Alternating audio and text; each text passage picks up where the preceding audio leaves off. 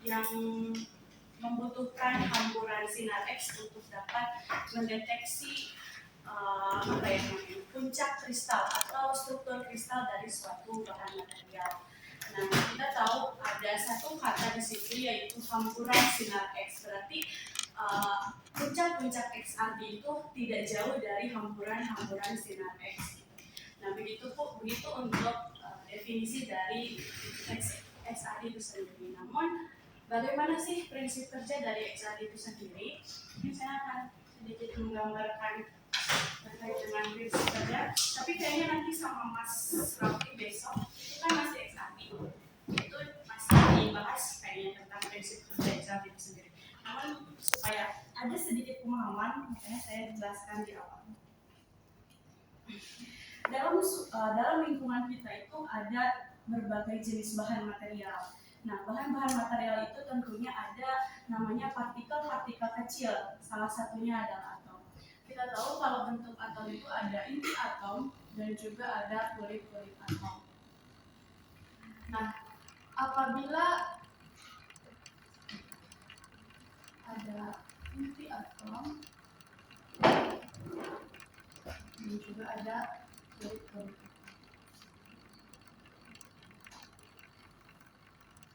Ini adalah namanya semua adalah atom. Kemudian atom-atom itu tersusun atas elektron-elektron.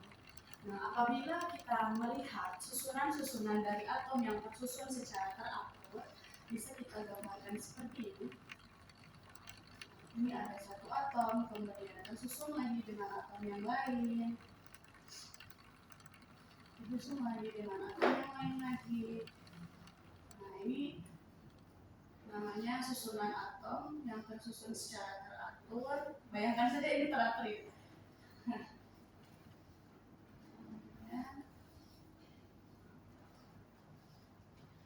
susunan-susunan atom yang tersusun secara teratur itu namanya bukan atom lagi, tetapi kristal. Jadi apa itu kristal?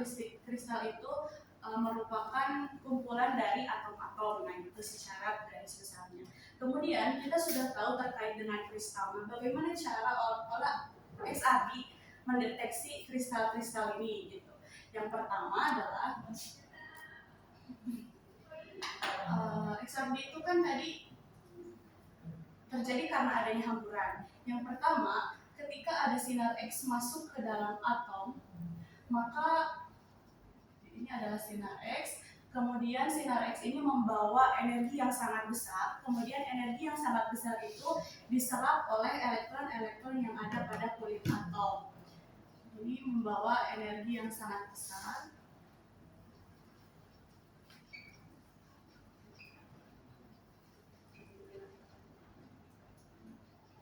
Kemudian energi tersebut itu diserap oleh elektron-elektron. Nah, apabila sinar X yang dipaparkan ke dalam atom ini tidak diserap, melainkan elektronnya itu malah nggak mau bergerak, maka akan terjadi hamburan. Kalau misalkan sinar X-nya itu tidak cukup besar untuk menghamburkan elektron, maka akan terjadi hamburan. Nah, hamburan ini kita sebut dengan elastic scattering atau hamburan elastik. Nah, kita sudah ada hamburan dari sinar X ini. Kemudian bagaimana sih cara XRD mendeteksi dari hamburan tersebut? Nah, hamburan dalam XRD itu ada dua jenisnya. Yang pertama ketika hamburannya itu berlawanan, bentuknya seperti ini. Nah, ketika hamburannya ini berlawanan, maka akan terjadi interferensi.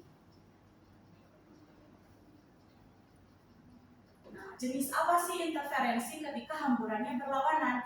Adalah jenis interferensi destruktif.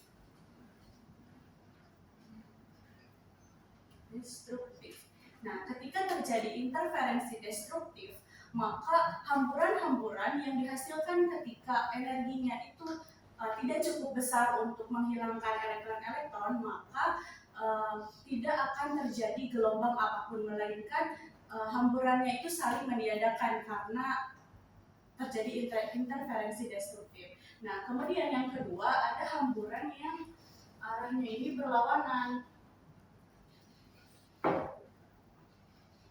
Nah, ketika hamburannya ini berlawanan, maka akan terjadi interferensi konstruktif.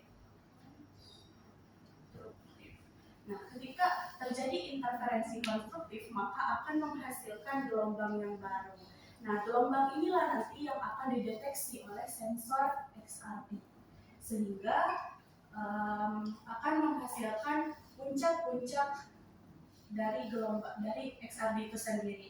Biasanya dalam XRD ini adalah 2 theta dan ini adalah intensitas puncaknya. Seberapa tinggi puncaknya itu adalah intensitas dari XRD itu sendiri. Itu untuk prinsip kerjanya. Kemudian kita coba ke simulator XRD biar teman-teman juga semakin paham. Nah, ini adalah XRD simulator. Teman-teman bisa akses di web Google. Ini XRD simulator. Kemudian kita coba spesimennya itu mau apa, sampelnya mau apa. Kita kan mau bahas TiO2. Kita coba TiO2 powder. Kemudian open. Kemudian tutup lagi sampelnya. Kemudian standby on.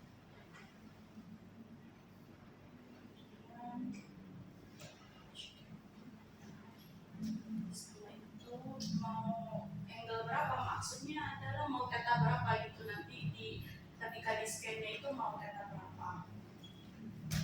Ini aku mau tetanya dari 20 misalkan, dari 10 sampai dengan 80. Kemudian step size-nya itu mau seperti apa, aku coba pakai 0,1 derajat. Kemudian ada scan rate-nya itu berapa, aku coba pakai 0,08. Kemudian kita coba start scan.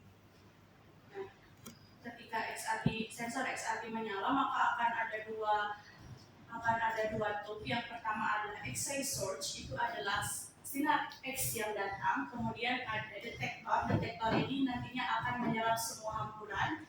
Maksudnya ini adalah hamburan yang tidak diserap oleh elektron, yang tadi ada 2 ini. Kemudian kalau misalkan hamburan terdeteksi hamburan interferensi destruktif, maka tidak akan ada puncak XRD. Kalau misalkan terdeteksi interferensi konstruktif, maka akan ada terlihat puncak-puncak XRD itu sendiri. Sampai sini ada yang mau ditanyain dulu sebelum mau? Kalau itu kan dia itu cenderung ya tajam ke atas, nggak lebar, itu ngaruh nggak? Ngaruh sih, ngaruh ini. Kalau misalkan kalau puncaknya tinggi itu menandakan berarti di sana struktur kristalnya itu masih mendekati inti atom. Kalau misalkan tinggi berarti mendekati inti atom, kalau menjauh berarti semakin berada di kulit atom. Maksudnya ada di kulit atom, tidak ada mendekati inti atom. Kayak ini. Berarti kalau misalkan ke sini semakin tinggi itu berarti hamburannya itu ada di sekitar sini. Berarti kalau misalkan puncaknya makin rendah, semakin jauh aja. Gitu.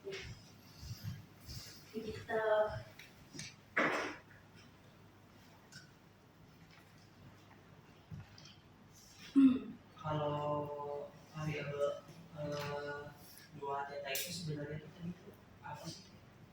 Itu tuh sudut terjadi hamburan konstruktif. Kalau misalkan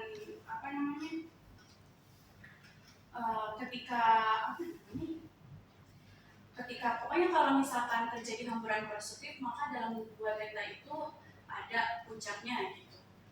Dan kan ini maju ke atas. Berarti kan setiap pergeseran itu ada sudutnya. Nah, itu 2 theta. Kemudian kalau misalkan di sini kan ada puncak misalkan ya. Kita bayangkan aja ini puncaknya itu ada di 2 tetanya itu 20 derajat. Berarti terjadi hamburan interferensi konstruktifnya itu ada di theta 20 derajat.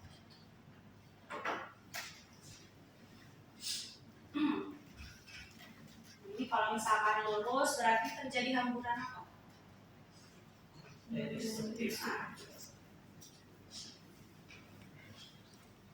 Tapi kalau celah yang itunya, kan itu tuh sebelum dia naik itu kan dia ada kayak pola gitu. Oh, ininya apa, lebar Lebar. sama enggaknya?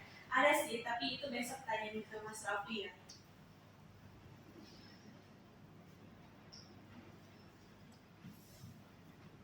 Terus ada lagi nggak? Atau kita langsung ke mod aja mungkin ya? Ini sebenarnya kita nggak langsung ke origin sih, origin besok Mas Raffi.